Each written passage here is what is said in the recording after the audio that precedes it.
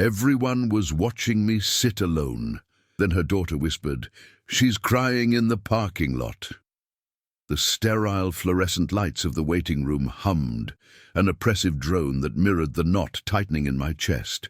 I could feel eyes on me, 1,000 tiny pinpricks of judgment. They flickered away when I met them, a subtle dance of avoidance I'd perfected over years. Each glance was a silent accusation, a confirmation of the chasm between me and everyone else in this suffocating space. The air was thick with the scent of stale coffee and unspoken anxieties, a cocktail I'd brewed myself with a generous pour of arrogance and a dash of self-pity. I'd come here for a consultation, a sterile, detached transaction meant to solve a problem that felt abstract, a professional hurdle, nothing more. I sat hunched in a plastic chair, the kind designed for maximum discomfort and minimum lingering. My expensive suit feeling like a costume, a flimsy facade over the rot beneath. The receptionist, a woman whose face was a mask of practiced neutrality, kept glancing my way, her lips pursed. I imagined her whispering about me, about the man who'd stormed in earlier, demanding, dismissive, convinced of his own unassailable logic. He was me, or rather, he was the version of me I presented to the world, sharp, efficient, utterly convinced of his own rightness. The truth was, I was a wreck, a carefully constructed edifice about to crumble. The problem wasn't the abstract issue I was here to address, it was the gaping void where my empathy should have been. I treated people as tools, as obstacles, as inconveniences. Their feelings were irrelevant, their struggles a sign of weakness. I prided myself on my detachment, my ability to cut through the emotional clutter and get to the real issue. But the real issue, I was beginning to suspect, was me. The sharp edges of my ambition had worn down the softer parts of my humanity, leaving me brittle and alone. I'd built walls so high I couldn't even see the sky anymore. The silence in the room stretched, punctuated only by the rhythmic ticking of a cheap wall clock, each second a tiny hammer blow against my composure. I shifted, the cheap plastic groaning under my weight. The other people waiting, a young couple holding hands, an elderly woman clutching a worn Bible, a man staring blankly at his phone. They all seemed to exist in a different reality, one where connection and shared vulnerability were possible. I was an alien, observing them from behind an invisible barrier, a barrier of my own making. I'd always been good at compartmentalizing, at shutting down the messy, inconvenient parts of life. But here, in this sterile purgatory, the walls were starting to crack. A child's whimper, faint at first, cut through the drone. It was a sound that should have been ignorable, a mere background noise. But it snagged on something deep within me, a forgotten nerve. It was the sound of distress, pure and unadulterated, and it felt like a direct accusation. I tried to dismiss it, to push it away, but it lingered, a persistent echo in the hollow chambers of my carefully constructed self. This wasn't just about a business deal or a legal loophole. This was about something far more fundamental, something I had actively, deliberately avoided confronting for years. The weight of my own isolation pressed down, heavier than any professional failure. I was adrift in a sea of my own making, and the shore was nowhere in sight. The sterile air suddenly felt suffocating, the fluorescent lights blinding. I was trapped, not by the circumstances of this waiting room, but by the architecture of my own soul. The receptionist's voice, a carefully modulated tone that barely disturbed the tense quiet, cut through my internal monologue. "Mr. Thorne?" I jolted, my heart hammering against my ribs. I managed a curt nod, rising stiffly, the movement feeling alien in my own body. The others in the room averted their gazes, a collective exhale of relief that I was finally leaving their shared space. I walked towards her desk, my footsteps unnaturally loud on the linoleum floor. She gestured towards a closed door, her eyes not quite meeting mine. "They're ready for you." The room beyond was sparsely furnished, a single desk, 2 chairs, and a window overlooking a bleak cityscape. A man and a woman sat behind the desk, their expressions unreadable. They spoke in measured tones, their words precise, clinical. They presented facts, figures, and potential outcomes. It was all very straightforward, very logical. I felt a flicker of my old confidence return. This was my territory. I could navigate this. I responded with my usual detached efficiency, dissecting their points, offering counter-arguments, my voice steady and devoid of any emotion that might betray the tremor beneath. I saw the subtle shift in their body language, the slight tightening around their eyes, the way they exchanged glances when I delivered a particularly sharp retort. They weren't impressed. They were wary, and that, I told myself, was a sign of respect. I was good at this. I was better than them. The consultation continued, a chess match of words and strategy. I felt a familiar surge of adrenaline, the thrill of the intellectual chase. But beneath it, a new sensation began to stir, a low hum of unease. It was the growing awareness that my usual tactics weren't working. Their impassive faces didn't flinch. Their calm demeanor wasn't a weakness to be exploited. It was a quiet strength. I pushed harder, my voice growing sharper, my arguments more aggressive. I needed to break through their composure, to force them to acknowledge my superiority. That's when it happened. The door behind me, which I hadn't realized was slightly ajar, swung open further. A small figure, no taller than the desk, stood framed in the doorway. A little girl, no older than 5, her face streaked with tears, her eyes wide and unfocused. She clutched a tattered stuffed rabbit, its button eye hanging precariously by a thread. Her presence was a disruption, a discordant note in the carefully orchestrated symphony of our discussion. The man and woman behind the desk exchanged a look, a silent communication passing between them.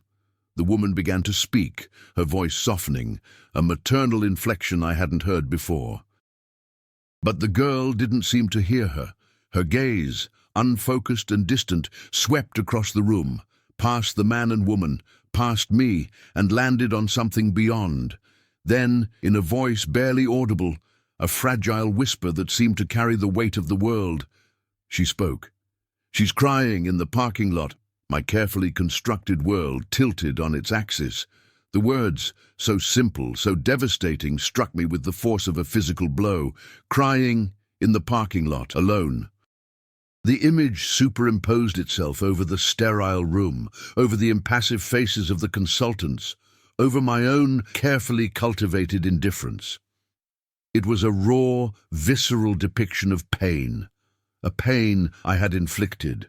I had been so focused on my own perceived injustices, my own professional grievances, that I had completely overlooked the human cost. I had bulldozed my way through, leaving a trail of hurt and confusion in my wake, utterly blind to the emotional landscape I was trampling.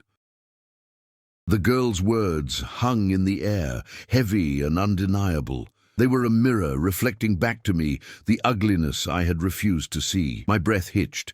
My hands, which had been resting firmly on the table, began to tremble. The carefully constructed walls I had built around my emotions started to crumble, brick by agonizing brick. The sterile air suddenly felt thick, suffocating. The hum of the fluorescent lights seemed to intensify, a deafening roar in the sudden, terrifying silence. I looked at the little girl, her small frame trembling, her face a mask of innocent sorrow, and for the first time I saw not an inconvenience, not a distraction, but a child hurting. The sharp edges of my ambition, the carefully honed tools of my success, felt blunt and useless against this raw, human vulnerability. The receptionist, a woman whose professional neutrality had begun to feel like a deliberate shield, finally broke her practiced composure.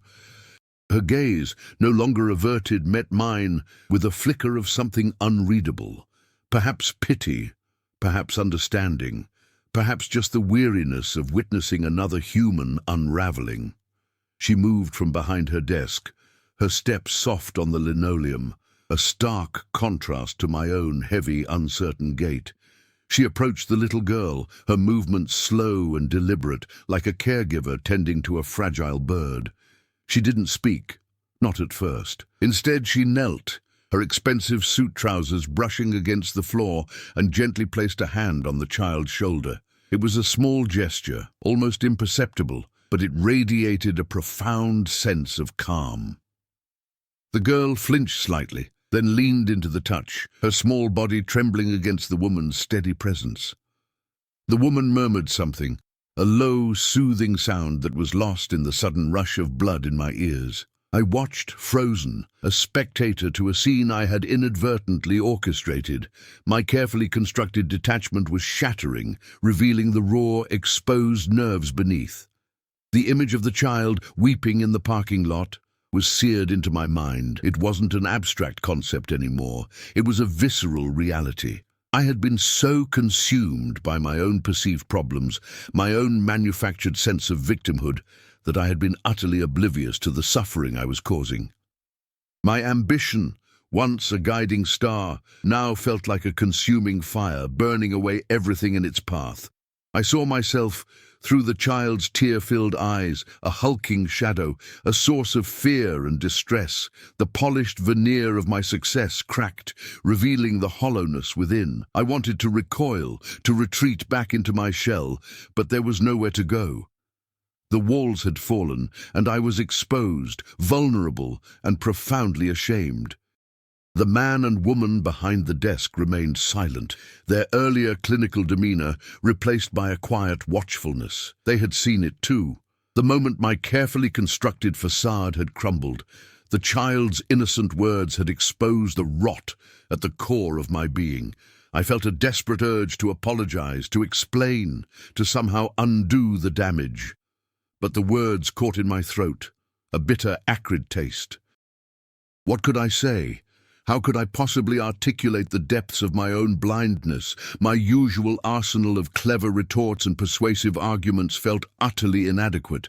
They were weapons designed for a different kind of battle, a battle of intellect, not of the heart. And in this moment, my heart was laid bare, exposed and bleeding. I looked at the receptionist, her hand still a steady anchor on the child's quivering shoulder.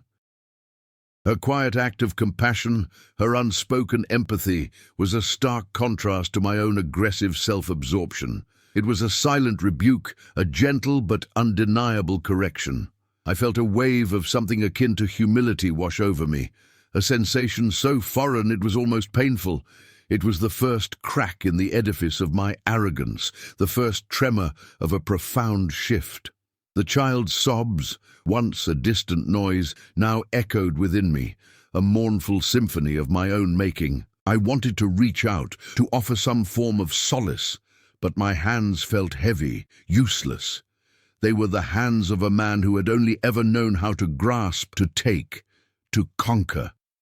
They were not the hands of someone who knew how to comfort, to heal, to mend. The air crackled with unspoken tension, the weight of my past actions pressing down on me. The little girl, still clutching her worn rabbit, finally looked up. Her gaze, no longer lost and distant, met mine. It wasn't an accusatory stare, not an angry one. It was something far more potent, a look of pure, unadulterated sadness. Her lower lip trembled, and a single tear, fat and glistening, rolled down her cheek, tracing a path through the dirt smudges on her skin. It was a silent testament to the pain I had caused, a pain I had been too self-absorbed to acknowledge. In that moment, the carefully constructed walls of my arrogance didn't just crack, they imploded.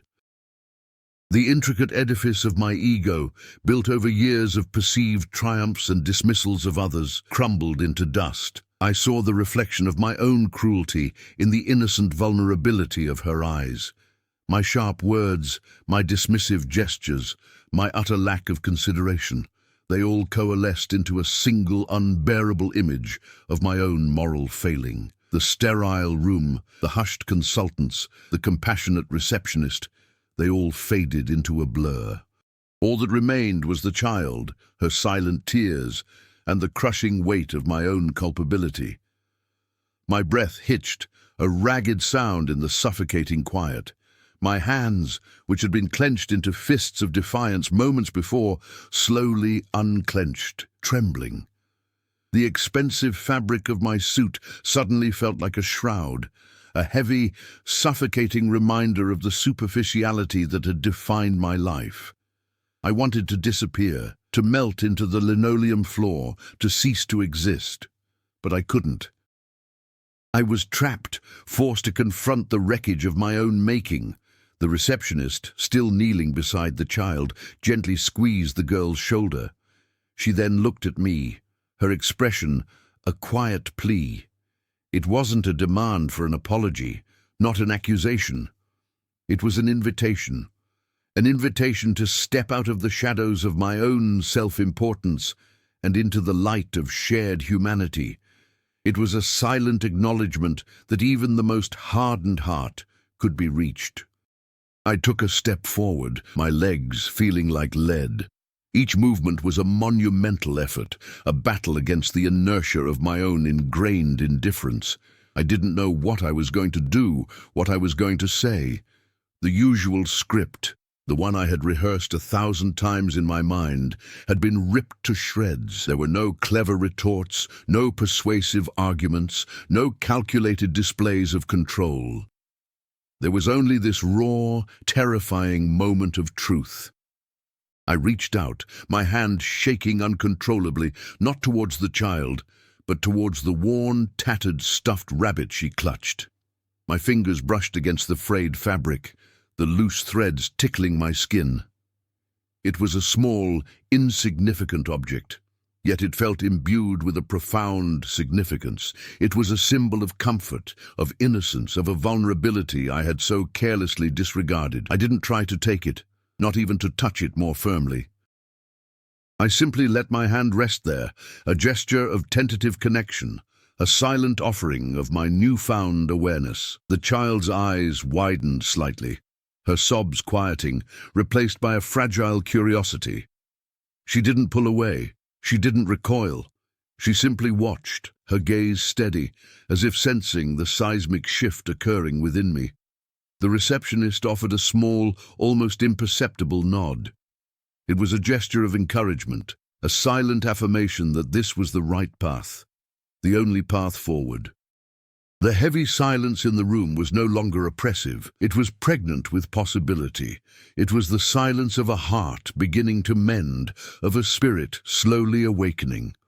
The sharp edges of my ambition had been blunted, replaced by a dull ache of regret and a nascent flicker of something else, something softer, something kinder. The little girl finally looked away from my trembling hand, her gaze drifting back to the worn rabbit. Her fingers, small and unadorned, tightened their grip on its frayed ear. The receptionist, sensing the shift, offered a gentle smile.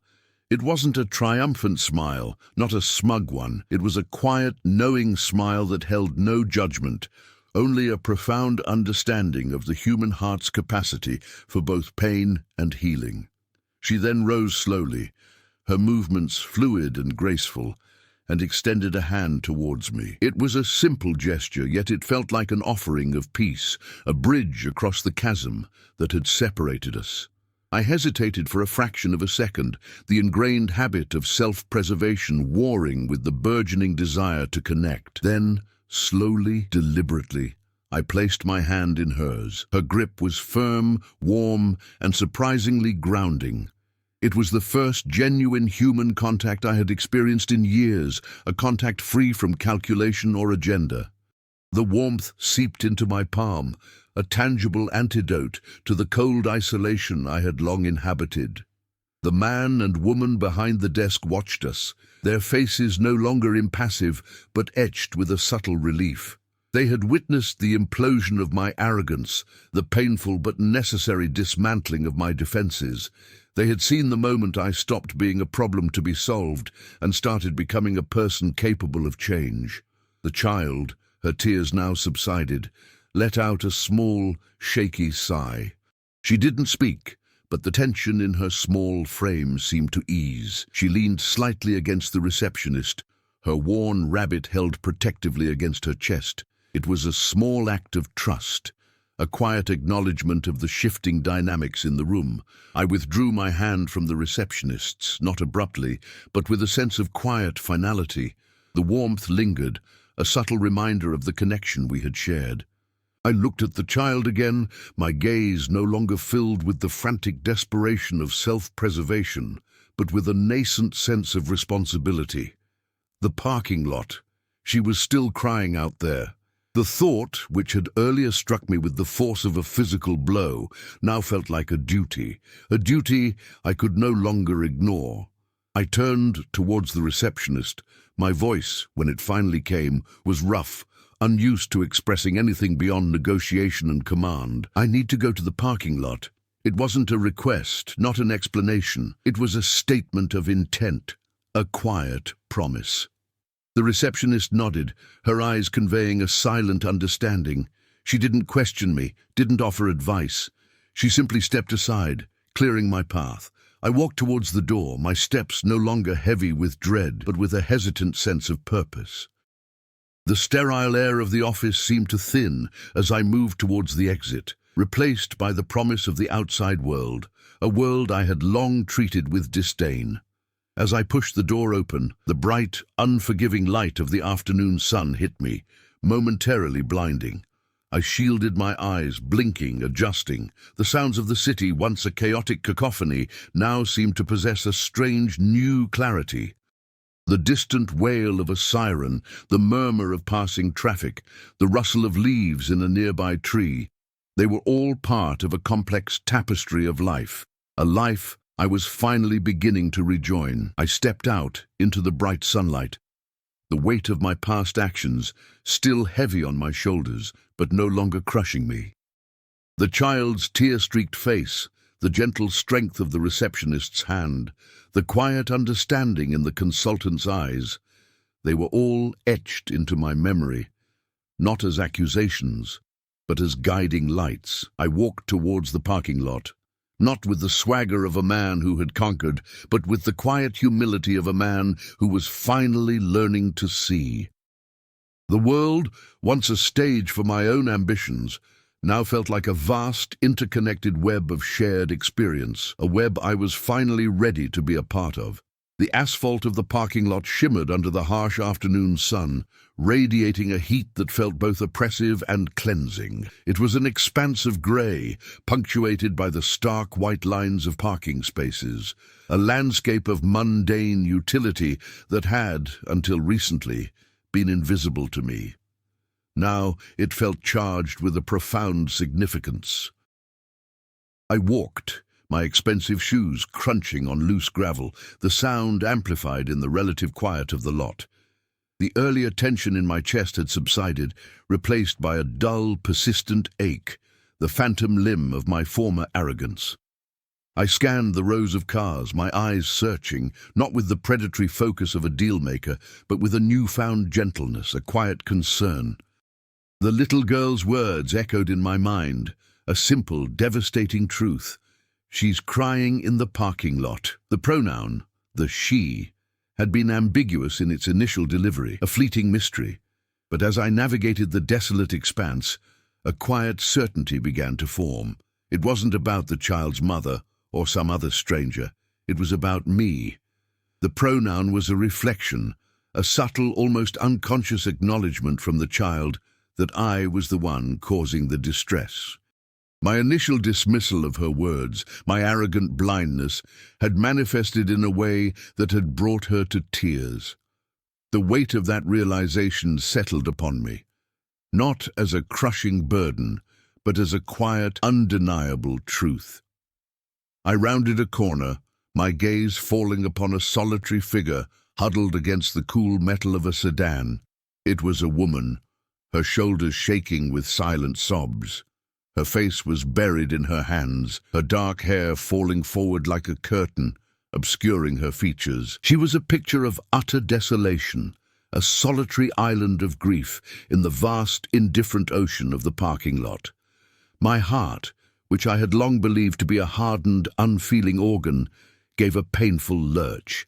This was the consequence of my actions, the tangible fallout of my self-absorption.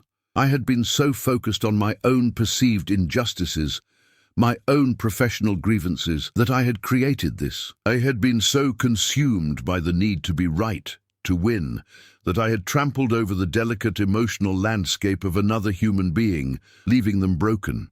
I stopped a few feet away, not wanting to intrude, not wanting to startle her further. The air between us felt thick with unspoken pain. I could hear the ragged sound of her breathing, the soft, rhythmic tremors that racked her body. It was a sound that resonated deep within me, a mournful echo of my own internal turmoil. I raised my hand, then let it fall, unsure of how to bridge the chasm that separated us. My usual repertoire of confident pronouncements and calculated gestures felt utterly inadequate, even offensive, in the face of such raw vulnerability. I was a bull in a china shop, and she was the delicate porcelain. I stood there for a long moment, simply bearing witness to her pain. It was a silent act of acknowledgement, a recognition of the suffering I had caused. And in that silent witnessing, a subtle shift occurred within me. The need to defend myself, to justify my actions, began to recede, replaced by a quiet, profound sorrow. I saw not an adversary, not an obstacle, but another human being, hurting. The sharp edges of my ambition, the polished veneer of my success, seemed to shrink and fade into insignificance. What mattered, what truly mattered, was this moment, this shared space of pain. I took a tentative step forward, then another. My expensive shoes no longer felt like a symbol of my status, but a clumsy intrusion. I knelt down, a few feet away from her, the rough asphalt pressing against my knees. I didn't speak. Words felt cheap, inadequate. Instead, I simply sat there, a silent presence, offering not solutions or explanations, but simply my quiet solidarity. I looked at her shaking shoulders, at the way her body seemed to fold in on itself, and a single profound realization washed over me.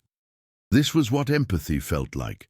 It wasn't an intellectual exercise, not a philosophical concept. It was a visceral, gut-wrenching connection to another's pain, a willingness to share in their burden, even if only by bearing silent witness. The sun beat down on us, but the heat felt less oppressive now, more like a gentle warmth, a shared burden. The silence between us was no longer a void, but a space filled with unspoken understanding. I didn't ask for forgiveness. I didn't expect it. But in that moment, kneeling in the harsh light of the parking lot, I offered something more profound. My quiet, unadorned presence, a silent testament to a heart that was finally beginning to open. The woman's sobs began to subside, the ragged tremors in her shoulders gradually easing. She didn't immediately lift her head, but the frantic shaking lessened, replaced by a deep, shuddering sigh that seemed to release a mountain of held-in grief. I remained kneeling, a silent sentinel, offering no judgment, no platitudes, just my steady, quiet presence. The sun, which had been a harsh, unforgiving glare, now seemed to soften, casting long, gentle shadows across the asphalt. It felt like the world was exhaling with her, a collective release of tension. Slowly, tentatively, she lowered her hands. Her face, when it finally emerged from the veil of her hair, was etched with a profound sadness, her eyes red-rimmed and swollen, but the raw, desperate edge had softened. She looked at me, not with surprise, not with fear, but with a quiet, weary acknowledgement. There was no anger in her gaze, no accusation, just the lingering residue of pain and a flicker of something that might have been recognition. I met her gaze, my own eyes, I suspected, mirroring the raw vulnerability that had finally cracked through my carefully constructed facade. I didn't offer an apology, not yet. Words still felt insufficient, a clumsy attempt to mend what had been so carelessly broken. Instead, I simply offered a small, almost imperceptible nod. It was a gesture of understanding, a silent acknowledgement of the shared human experience of suffering. She returned the nod, a faint, almost ghost of a smile touching her lips. It was a smile that held no mirth, but a quiet grace, a subtle acceptance. Then she reached out, not towards me, but towards the worn, tattered, stuffed rabbit that had been clutched so tightly in her daughter's small hands. She ran a thumb over its frayed ear, a gesture of gentle comfort. It was a silent echo of the earlier moment, a shared symbol of vulnerability and the nascent stirrings of healing. I watched her, a profound sense of stillness settling over me. The frantic energy that had once defined me, the relentless drive to achieve, to conquer, had dissipated, replaced by a quiet, almost reverent calm. The sharp edges of my ambition, once so defining, now felt dull, irrelevant. What mattered was this moment, this quiet understanding, this shared breath of humanity. She took another deep, steadying breath, and then, with a grace that belied her earlier despair, she pushed herself to her feet. She didn't look back at me, but I saw her adjust the worn rabbit, cradling it gently against her chest. She then turned and began to walk, her steps slow but steady, away from the car, away from the solitary grief. I remained kneeling for a moment longer, watching her receding figure, a solitary silhouette against the vast expanse of the parking lot. The harsh sunlight no longer felt like an accusation, but like a gentle benediction. As she walked away, a single, profound thought settled in my mind, not as an intellectual realization, but as a deep, visceral knowing. The true cost of my arrogance wasn't measured in lost deals or damaged reputations, but in the quiet tears of strangers, in the moments of shared pain I had so willfully ignored. Her whisper still follows me, softer now, like forgiveness. The woman's departure left a palpable void, not of emptiness, but of a profound, quiet resonance. The sun, now higher in the sky, cast a stark, unforgiving light on the asphalt, revealing every crack and imperfection. It was a landscape stripped bare, mirroring the internal landscape I was now forced to confront. My previous interaction, a desperate attempt to mend what I had broken, had been met with a silent, weary acceptance, a gesture of grace that I hadn't earned. This wasn't a victory, not a moment of triumph. It was the stark, unvarnished consequence of my prior actions, laid bare for me to observe and, hopefully, internalize. The lingering warmth of the receptionist's hand, the child's tear-streaked face, the woman's silent sorrow, these weren't just memories, they were sensory imprints, etched onto my consciousness with a clarity that bypassed my intellectual defenses. They represented a profound shift, a rupture in the fabric of my self-perception. My ambition, once a singular blinding force, had been revealed as a destructive mechanism capable of inflicting deep, unseen wounds. Now, faced with the quiet aftermath, I understood that true strength wasn't in forceful imposition, but in the subtle, often unseen act of tending to the delicate threads of human connection. Consider how this applies when you've navigated a complex negotiation, feeling triumphant in your sharp tactics. The immediate aftermath might feel like a win, but the real test lies in observing the subtle shifts in the other party's demeanor, the quiet hesitations, the averted gazes that speak volumes about the underlying emotional cost you might have inflicted. It's in those quiet moments, long after the handshake, that the true measure of your impact is revealed, not in the signed document, but in the intangible residue of strained trust. Furthermore, the experience underscored the inherent fallacy of believing that professional success could exist in a vacuum, divorced from its human implications. My past interactions were characterized by a transactional mindset, where individuals were merely variables in a larger equation, their emotional states irrelevant to the ultimate outcome. This perspective, however, proved to be a profound miscalculation. The woman's quiet acceptance wasn't a sign of weakness, but a testament to an inner resilience I had failed to recognize, a resilience that my aggressive approach had sought to undermine. Building on this, however, the true lesson wasn't about mastering a new set of interpersonal skills. It was about recognizing the inherent dignity and worth of every individual, regardless of their perceived utility or position in my personal hierarchy. This recognition necessitated a fundamental recalibration of my internal compass, shifting from a focus on personal gain to an understanding of interconnectedness. Think about a situation where you've offered unsolicited advice, convinced of your superior insight.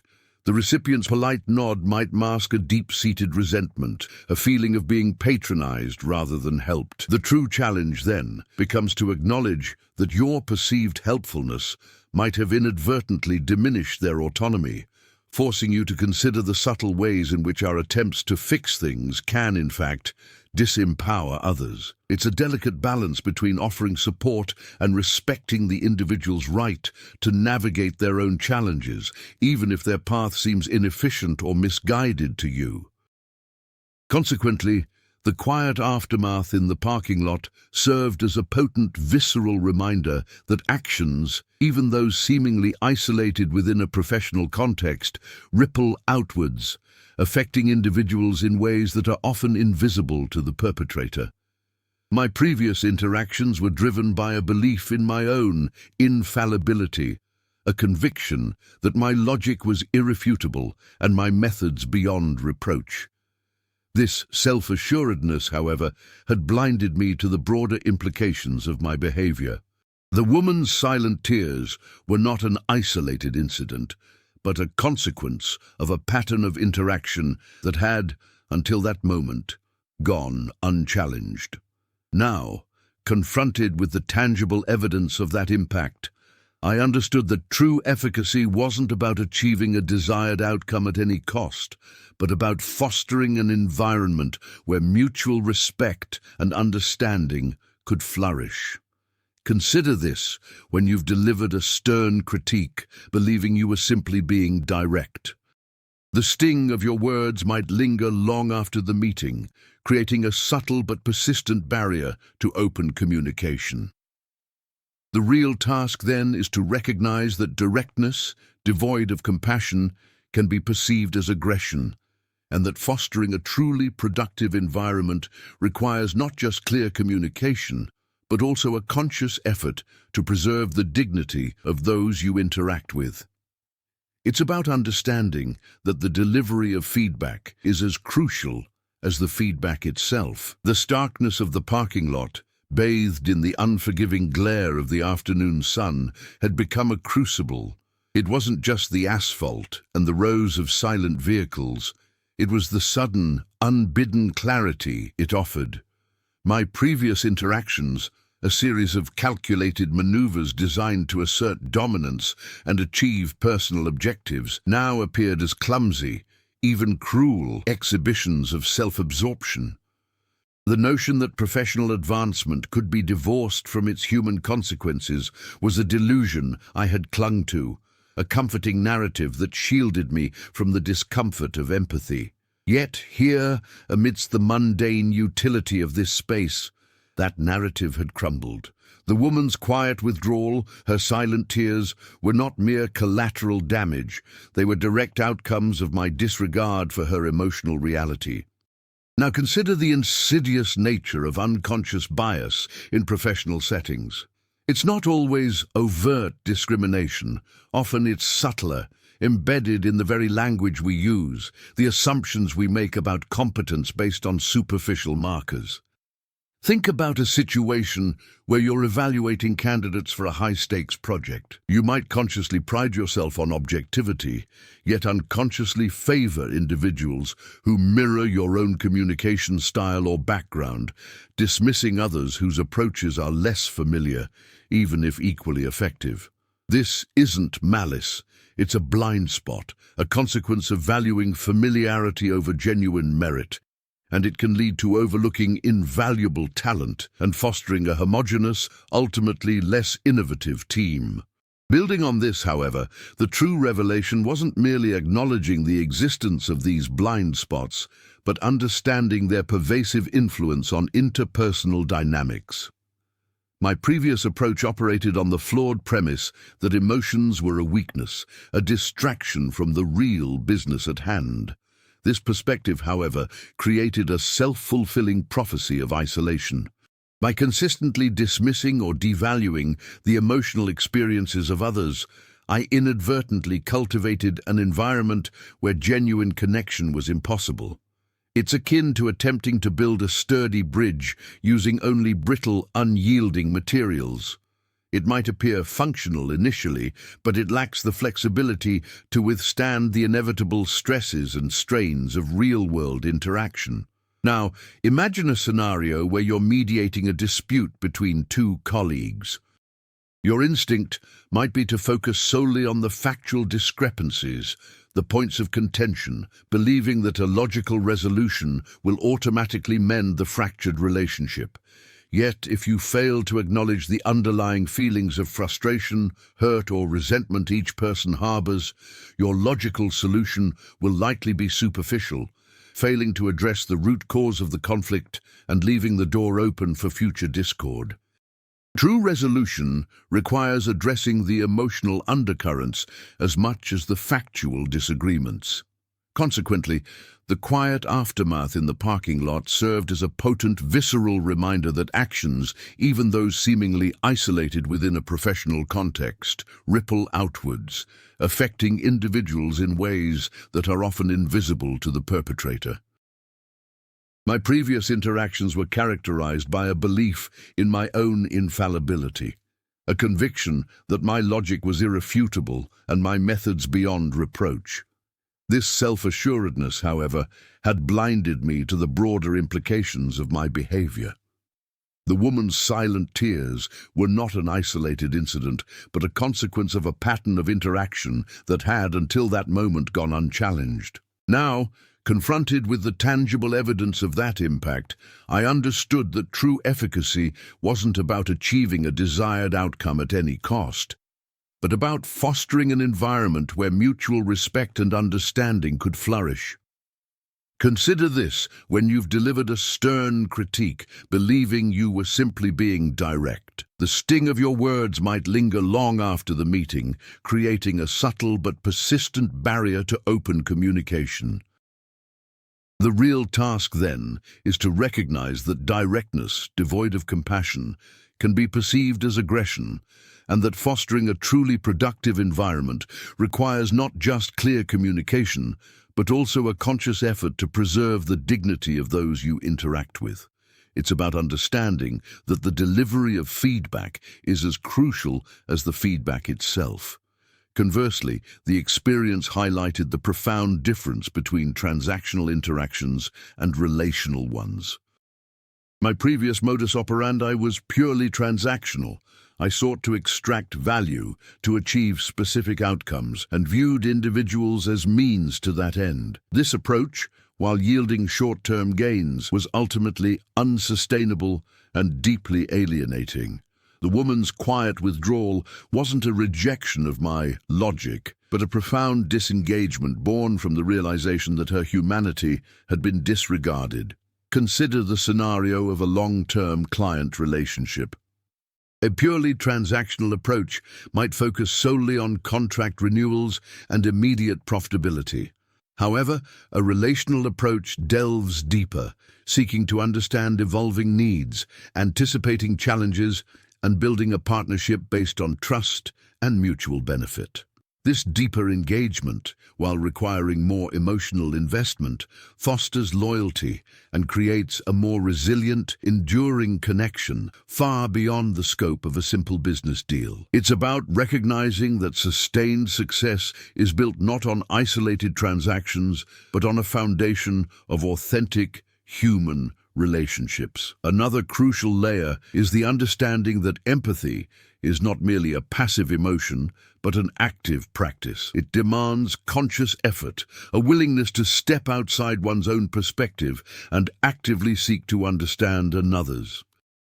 My past behavior was characterized by an absence of this active engagement. I expected others to conform to my worldview rather than attempting to comprehend theirs. This passive approach to human interaction was the root of my isolation. Now imagine a scenario where you're leading a diverse team and a conflict arises due to differing cultural perspectives on communication. An empathetic approach wouldn't dismiss these differences as mere misunderstandings, but would actively seek to understand the underlying cultural norms and values that shape each individual's communication style. This might involve seeking input from cultural liaisons, facilitating open discussions about communication preferences, and consciously adapting your own communication to be more inclusive and effective. It's about moving beyond simply observing a difference to actively engaging with and learning from it. The true practice begins now. It is not in revisiting the specific moments of error, but in embodying the nascent understanding that has taken root. It is in the conscious choice to approach every interaction not as a transaction to be won, but as an opportunity for genuine connection, for mutual growth. The echoes of that child's whisper, the quiet dignity of the woman's departure, are not mere memories, but guiding principles. They serve as a constant reminder that behind every professional facade, every calculated objective, lies a human heart, capable of both profound hurt and extraordinary resilience. The path forward is not about eradicating past mistakes, but about integrating their lessons into a more compassionate and authentic way of being.